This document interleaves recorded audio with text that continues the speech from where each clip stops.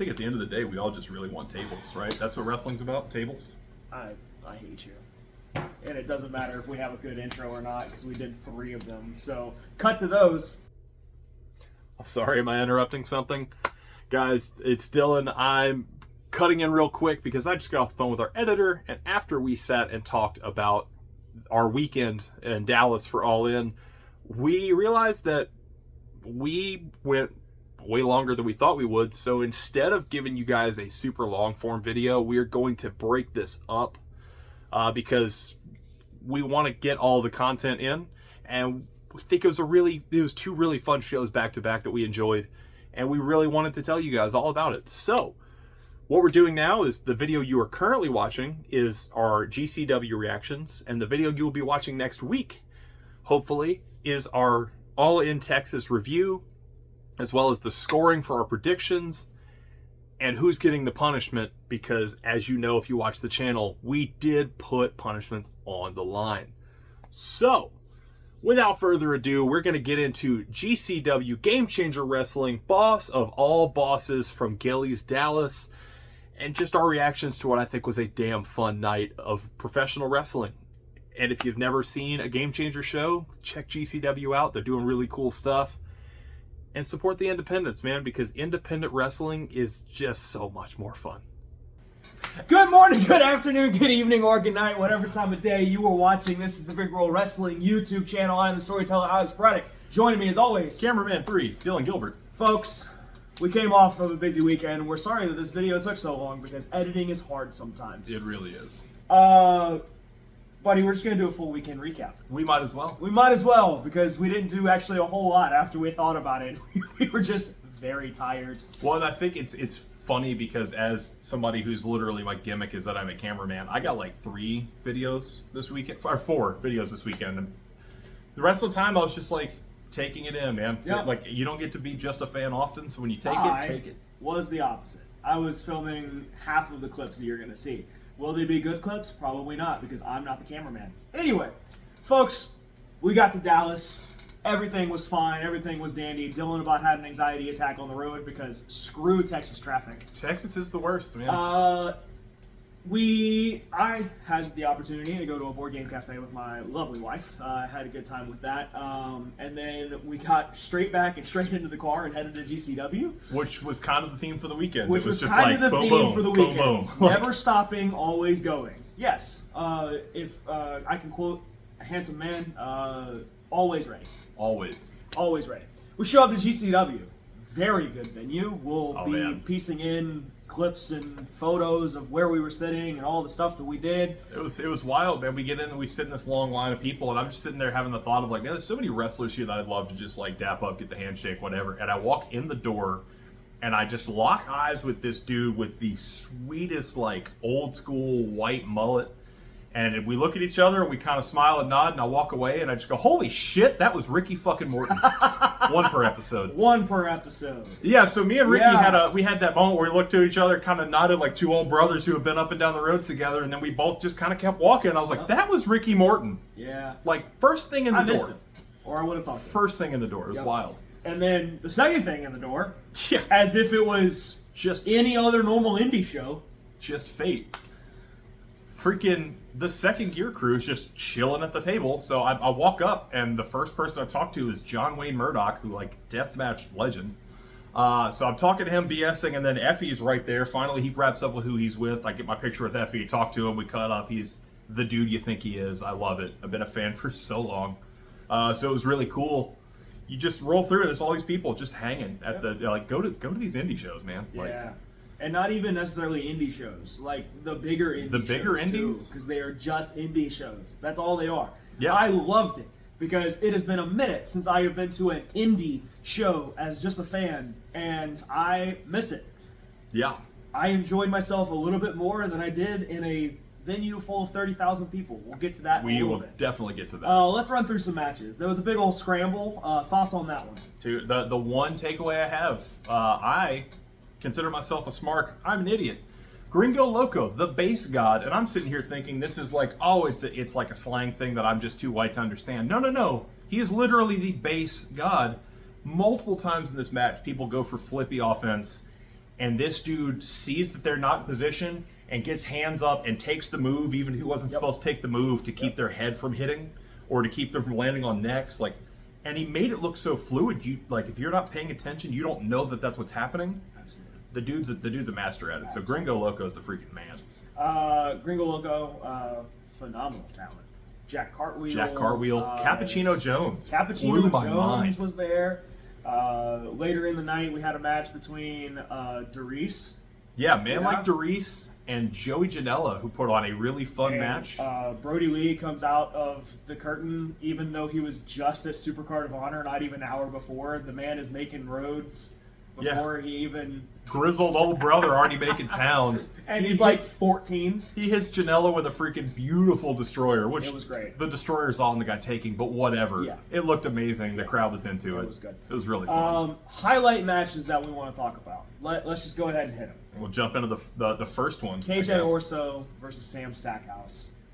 My God. Dear Lord. That was special to me because I've gotten to work with both guys, and like I've been a fan of both guys. Yeah. And just the lengths of violence they went to. If you watch the channel, you know I'm a deathmatch guy. Yeah. I did not think they were going to do half the stuff they did. There was a gusset plate driven into Stackhouse's head. Yep, and that made him bleed profusely. I mean, dripping. Dripping. It was wild. We could see it from where we were. Yep. He was bleeding that bad. We'll put in some clips right about here.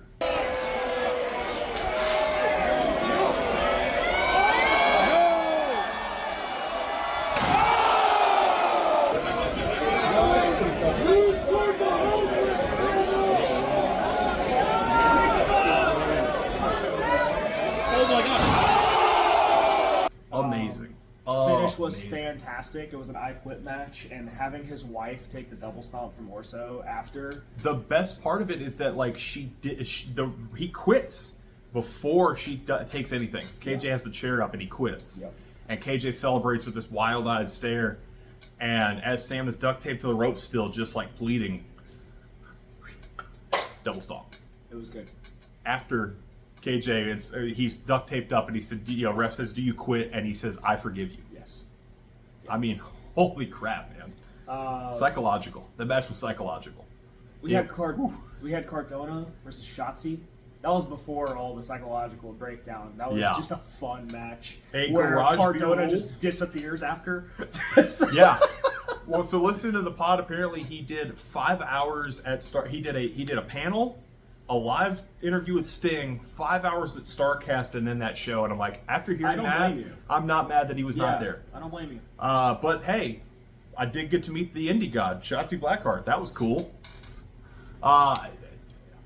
Look, Cardona's going to say don't look at the results. The results were Shotzi wins in a really fun match. It was a fun match. It was garage beer rules. They never explain what those rules are. Mark Sterling asked on the podcast, what are garage beer rules? Just that you could drink beer. He just, Mark Sterling was like, Matt, what in the hell are garage beer rules? And he goes, so Shotzi Blackheart hit me. And he just glosses right past it. We will never acknowledge what those are. And I love that. There was Elena Black versus Priscilla Kelly. And we'll move on from that one. There sure was. Look, they have not lost. They have not lost. They haven't lost it to that looked like an NXT quality match in a bar. It was wild. Phenomenal. Let's talk about Ultra-Violent Championship. Is that what it is? The Ultra-Violent Championship. Ultra-Violent Championship. Guys, I go back and forth between being a deathmatch guy, but there is nothing like the sound of fresh light tubes being broken in a bar.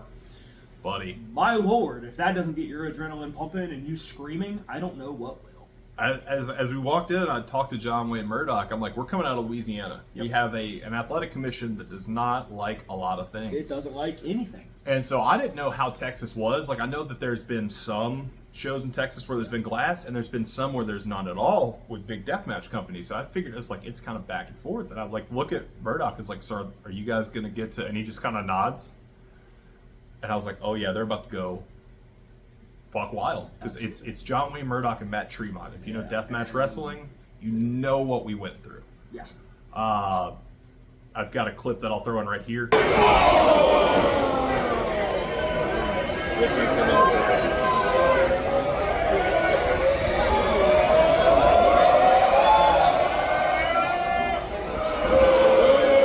Murdoch being just perfect heel, taking that bundle of tubes, sliding out, and when I cut it off, he's walking around throwing the double birds as he puts all the tubes back under the ring and goes like, yeah. we're not doing that. Yep. Which makes this clip sweeter.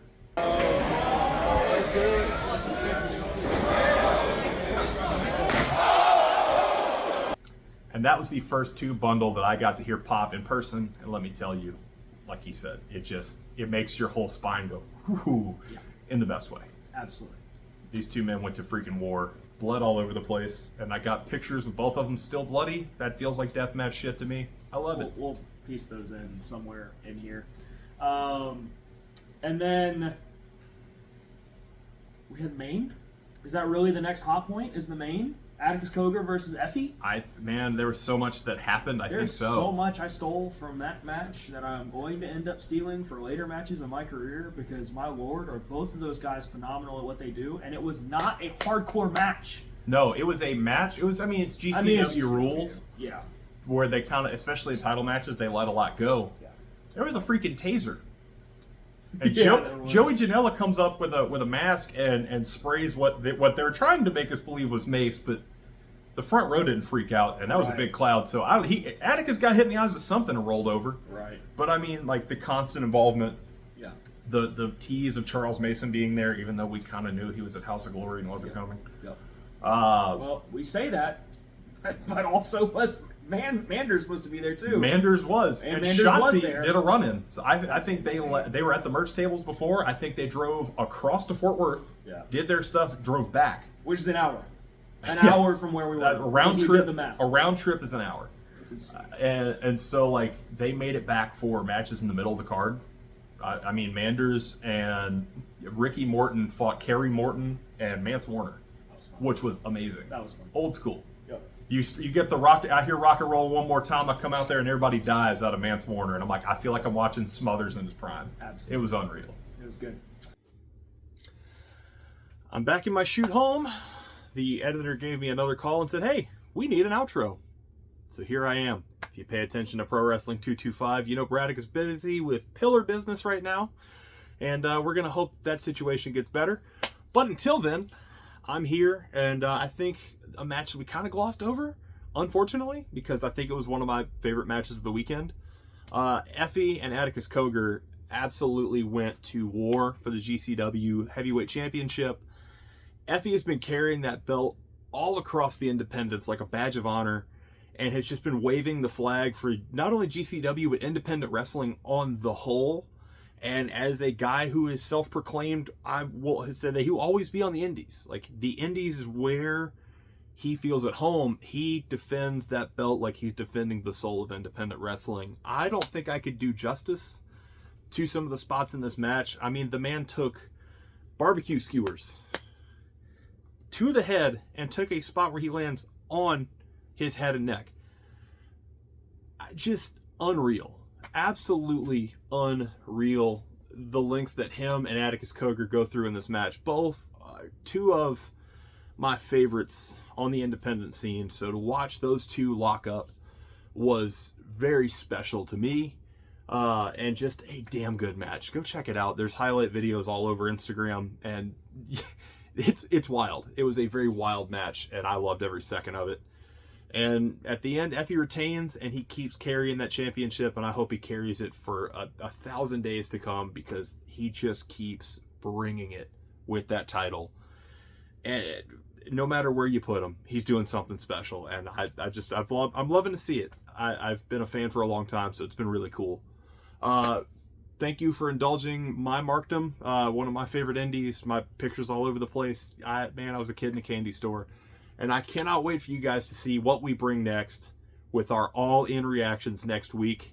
So whether it has been a good morning, good afternoon, a good evening, or a good night, whatever time of day you may be watching this, that's right, I could do outros too. We'll see you next time.